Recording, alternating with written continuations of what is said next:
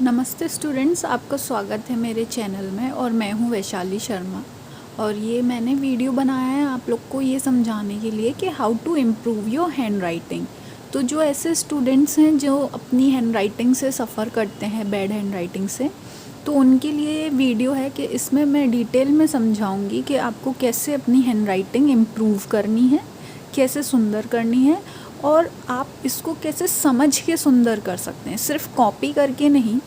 ज़्यादातर हम लोग क्या करते हैं, जब हम लोगों को अपनी राइटिंग ब्यूटीफुल करनी होती है तो हम लोग सिंपली ये करते हैं कि जिसकी ब्यूटीफुल हैंड राइटिंग होती है उसको हम कॉपी करना स्टार्ट कर देते हैं।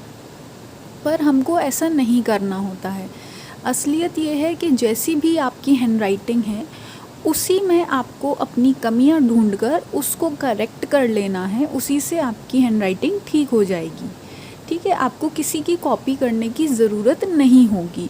और ये तरीका जो है, जो अपनी ही कमियां देखकर उसको करेक्ट करने का, ये इफ़ेक्टिव एक मेथड है अपनी हैंड राइटिंग इम्प्रूव करने का।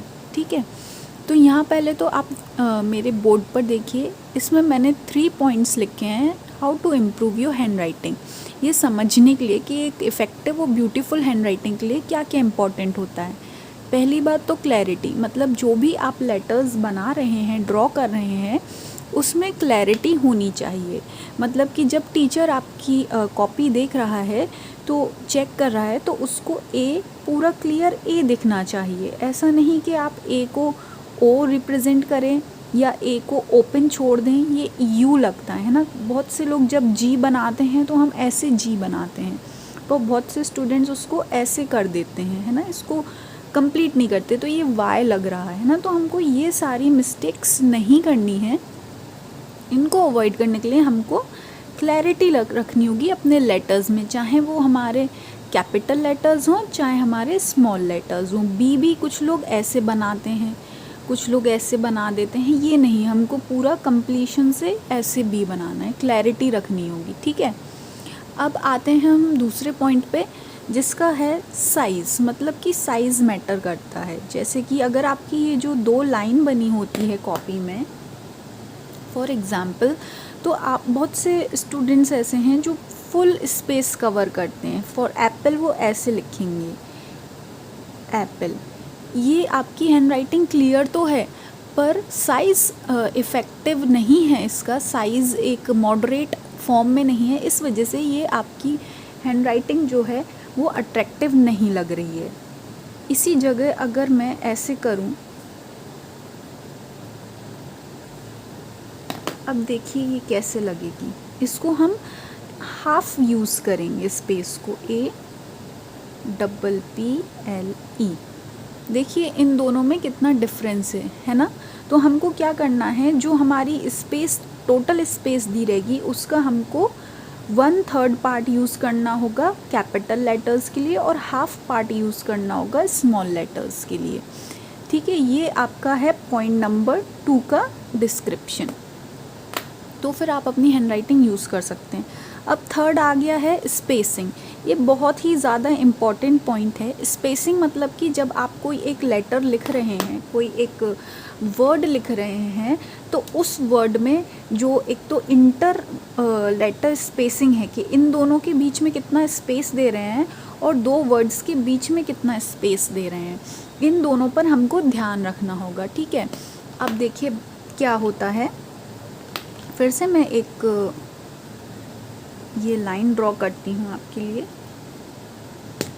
अब देखिए, अगर इसमें हम ऐसे लिखें एप्पल इज़ रेड, अगर किसी ने यहाँ क्लैरिटी का ध्यान दे लिया और साइज़ का ध्यान दे लिया पर थर्ड पॉइंट नहीं मास्टर किया, तो देखिए क्या होगा। बहुत से लोग ऐसे लिखते हैं एप्पल इज़ रेड, है ना। बहुत से ऐसे छोटे बच्चे हैं जो 5th 6th में हैं जो ऐसे करते हैं। मेरा भी जो भाई है, कज़न है, वो भी ऐसे ही लिखता है। मैंने उसको समझाया, नहीं, आपको स्पेसिंग पर ध्यान देना होगा। मतलब APPLE एप्पल, देन इनके बीच में स्पेस ज़्यादा रखना होगा, इज़, देन इनके बीच में स्पेस ज़्यादा रखना होगा, रेड, है ना। अब देखिए यही सेंटेंस कितना ब्यूटीफुल एंड इफ़ेक्टिव लग रहा है इसमें, है ना। देखिए ज़रा, इन दोनों के बीच में ये जो लेटर्स थे, इनके बीच में जो स्पेस थे वो कम कम थे, और जब दूसरा वर्ड स्टार्ट किया तो इसके बीच में स्पेस ज़्यादा है। तो हमको इस बात का ध्यान रखना होगा, ठीक है। तो ये जो 3 पॉइंट्स हैं, अगर हम इनको रिमेंबर कर लेंगे तो इससे आप अपनी हैंड राइटिंग एक अच्छी और इफ़ेक्टिव तरीके से लिख लेंगे। अब हम यहाँ देखते हैं कि perks of good hand writing, मतलब कि गुड हैंड राइटिंग के क्या क्या फ़ायदे होते हैं। अब देखिए, perks of good hand writing मतलब कि हैंड राइटिंग गुड होने के क्या क्या फ़ायदे हैं। एक तो ये नीट एंड क्लीन अपीयरेंस, मतलब आप जब अपनी कॉपी पर काम करेंगे तो आपकी जो पेजेस हैं वो नीट एंड क्लीन दिखेंगे, है ना, साफ़ सुथरे लगेंगे, और अपीयरेंस एक बहुत ही सुंदर और इफ़ेक्टिव आएगा।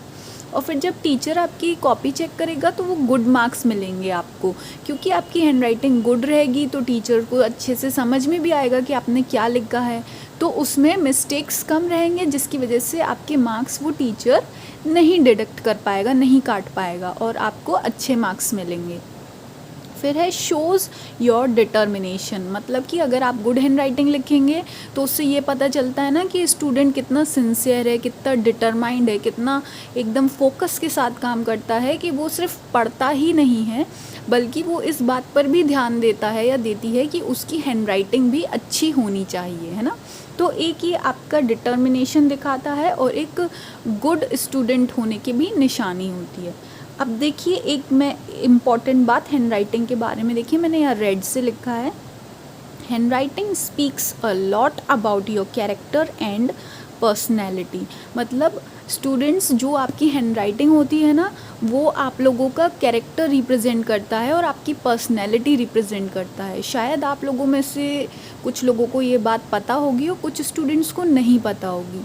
तो मालूम है कि बहुत से ऐसे हैंड राइटिंग रीडर्स होते हैं जो प्रोफेशनल हैं, प्रोफेशनली हैंड राइटिंग रीड करते हैं वो लोगों की, ये जानने के लिए कि इनका चरित्र कैसा होगा, इनकी पर्सनैलिटी कैसी होगी, इनकी सोचने समझने की क्षमता कैसी होगी।